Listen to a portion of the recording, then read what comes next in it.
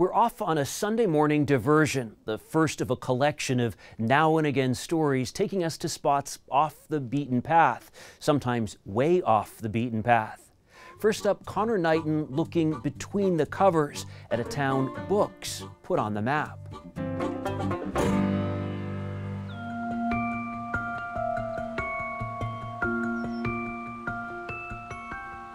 Nestled in the northern Catskills, the tiny village of Hobart, New York, is home to around 400 residents and millions of fascinating characters. Scarlett O'Hara and Captain Ahab, mechanical men and Victorian women, all stacked high on shelves. Hobart is a book village.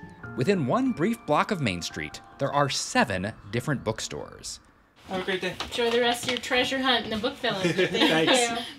When Kathy Dwyer retired, she moved to Hobart to surround herself with beautiful scenery and plenty of books. She initially had no intention of selling them. She was buying them.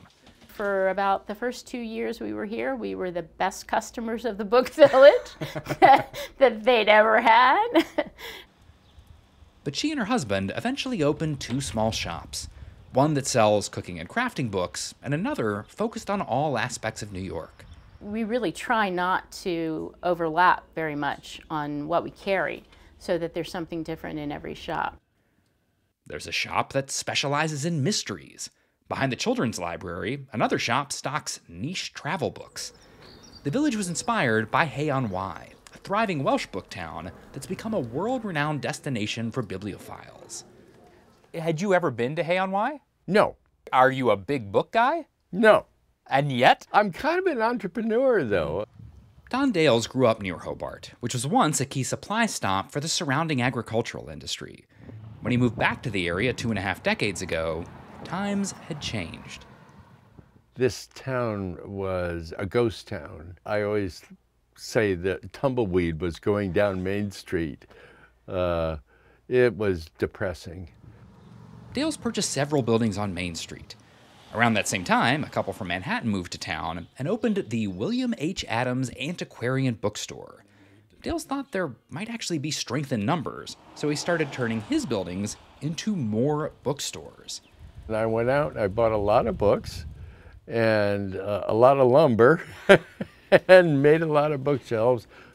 Old books gave Hobart a new identity and new residents, like retired professors Barbara Ballier and Cheryl Clark, the proprietors of Blenheim Hill Books.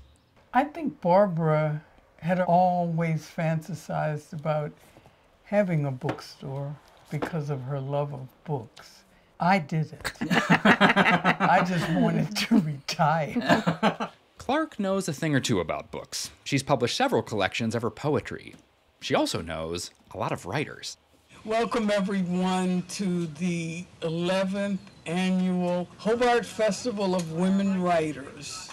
Clark co-founded an annual weekend of female-focused readings and workshops in Hobart. In the second stanza, the second line, the phrase that I used was, "This precious, this hateful earth."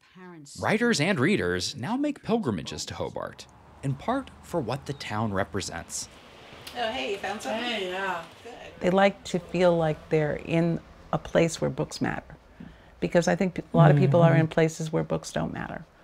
And so when they come here, they're so happy. I mean, really, I found it quite strange at first. I was like, okay. But quite moving. Very moving, yeah. You won't find all the latest bestsellers in Hobart. Almost everything here is secondhand. And nobody here is getting rich. For the shop owners, these stores are a labor of love, a new chapter in their lives. Like mysterious stories? I do, yes. Is this mysterious? It looks pretty mysterious to me. What do we got? Ulysses Moore. Just $2 will get you a book and a cookie at Mihaly Asgharian's table at the Hobart Farmers Market. Who knows? He may one day open the village's 8th bookstore. So I think this will... Yeah, I'll just... Don Dales thinks there's still room to grow. People like a book. They like to see them on the shelves. They like to see the spine of the book and say, oh, I remember that book.